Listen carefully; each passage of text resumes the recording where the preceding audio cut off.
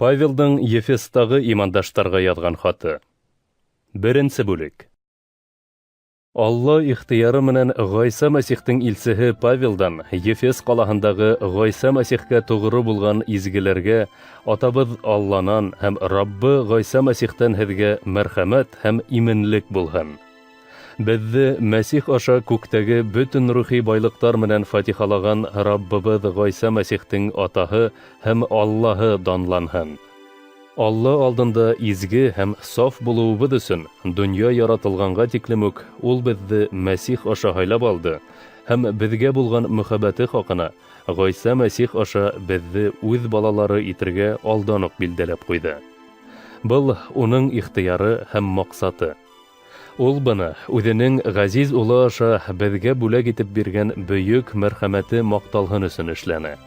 Беҙ Мәсихтә уның ҡаны аша йолоп алынабыҙ, гонаһтарыбыҙ кисерелә.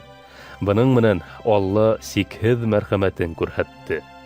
Алла беҙгә был мәрхәмәтен барлыҡ зирәклек һәм аҡыл менән бергә мул итеп бирҙе.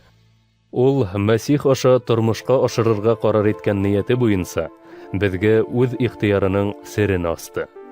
Уның ниәте шулай. Билдәләнгән ваҡыт еткәс, күктәрҙә һәм ерҙә булғандарҙың бөтөнөһөндә Мәсихтә берләштереү. Һәммәһендә үҙ ниәте һәм ихтыяры менән булдырыусы Алла, үҙенең маҡсаты буйынса алдан билдәләп, беҙҙе Мәсих аша вариҫтары итеп ҡуйҙы. Быны ул беҙҙең Мәсихкә өмөт бағлаусыларҙың тәүгеләре аша Алланың бөйөклөгө маҡталһын өсөн эшләне.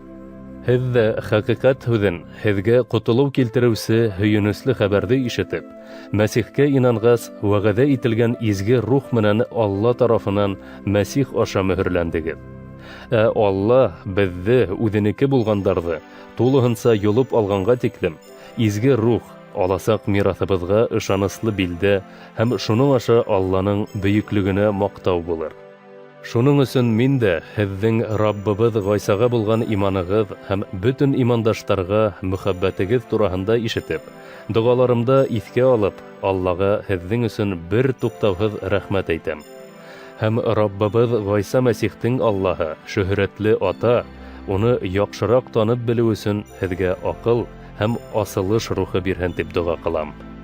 Уның саҡырыуы һеҙҙә ниндәй өмөт уятҡанын, беҙҙең мираҫыбыҙҙың Алланың изге халҡы араһында ни тиклем мул һәм данлы булыуын беҙҙә иман тотоусыларҙа хәрәкәт итеүсе ҡеүәттең сағыштырғыһыҙ бөйөк икәнен таныуығыҙҙы теләп, ул йөрәктәрегеҙҙе яҡтыртһын өсөн доға ҡылам. Был иң бөйөк ҡеүәт Мәсих Алла тарафынан үленән терелтелеп, күктә үҙенең уң яғына ултыртылғанда ҡулланылды. Мәсих унда бөтөн етәкселәрҙән дә, хакимдарҙан, ҡеүәттәрҙән, һәр төрлө көстәрҙән дә өҫтөнөрәк. Уның исеме һәр төрлө атаҡлы исемдәр менән аталғандарҙан да был донъяла ғына түгел, киләсәк донъяла ла юғарыраҡ. Алла бөтөн нәмәне лә Мәсихтең аяҡ аҫтына һалды. Уны бөтөн нәмәнән өҫтөн итеп, имандаштар берҙәмлегенә баш итеп ҡуйҙы. Берҙәмлек иһә Мәсихтең тәне, бөтөн нәмәлә лә бар нәмәне тултырып тороусы Мәсихтең тулылығы.